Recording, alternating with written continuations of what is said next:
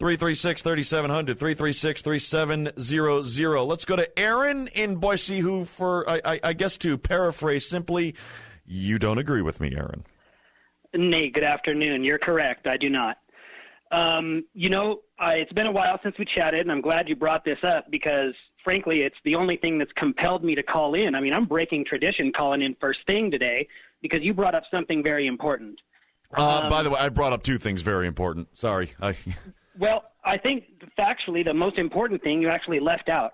This has nothing to do with cattle grazing or a turtle or anything of the sort, okay? It's already a documented fact that Senator Reed's son was the commissioner for Clark County, which is where these people's ranch is at, okay? He spearheaded a deal to sell those public lands to the Chi-Coms, to an energy company called ENN, okay? This was reported on by Reuters, not on the Alex Jones show, which you tried to allude to earlier. And speaking of that, it's funny that you should bring that up because have you noticed that the alternative media has turned into the real media, as that dude had journalists, real reporters down there asking people about this as it was happening, and it wasn't until days later that the mainstream CBS, ABC, blah, blah, blah, happened to pick it up because they were forced to, because it's about to come to bloodshed, because of the staggering amount of ignorance involved in this deal. For instance, you tried to suggest earlier that it was over a tortoise. That's ridiculous. I mean, I know I'm probably going a little over your head with this, but this is also happening in Idaho as well. No, I'm following along. You're not that smart. Go ahead. Well, we have government officials in Idaho like Butch Otter that want to turn around and sell our public land to the Chi-Coms. So this is really hitting close to home, don't you think? I'm not that upset over it. I don't understand. I don't understand why it involves people being tased, and why it involves kicking dogs, and why it involves gunfire, and why it involves all this. Because that's what the swine you love so much do to exercise their power. They push down 60-year-old women in the back, and they tase people. That's what they do. It's about power. It's about exercising federal power over this state land, which, by the way, they already own 85% of. Can you imagine living in a hellhole that 85% was owned by the federal government, and they're selling it for way cheaper than it appraises for to Chinese communists? That's what the rage is about. That's what.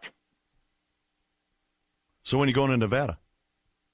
I ought to. I'll tell you what, I ought to. And if they come here to Idaho, I just might have to stand up for my own land because this is getting ridiculous. It really is. How long are you going to sycophantically sit and insist on tortoise solutions or, some kind of environmental claim or grazing for cattle? That is not the issue.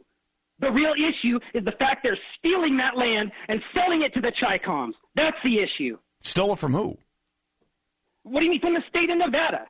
These people, okay, now first off, grazing rights are not secured through the land. They're secured through the water, which is why the BLM is going in there and tearing up the Bundy's irrigation lines. That's why that kid got tased. They were trying to stop him and prevent him from pulling up the irrigation lines that, by the way, that tortoise would rely on to live too. Okay. So why on earth would it be over a tortoise if the BLM is going in there tearing up the irrigation lines?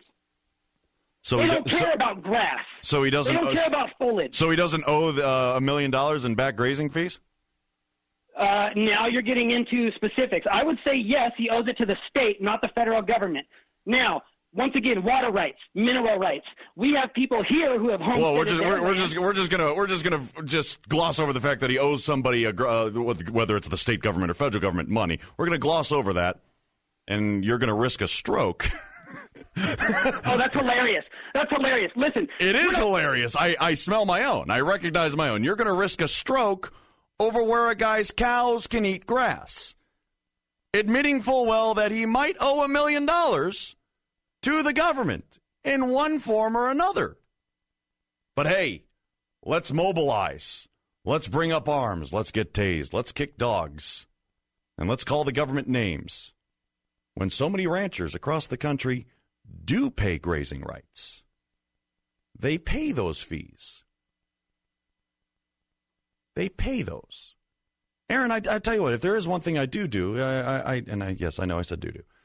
I do applaud your passion. We've talked about these issues here. We've talked about saving the sage grouse. We've talked about, people want to protect lands for the sage grouse to stop the windmills from going up, or whether it's a Chinese free trade zone. We've talked about all those issues here. People know about this.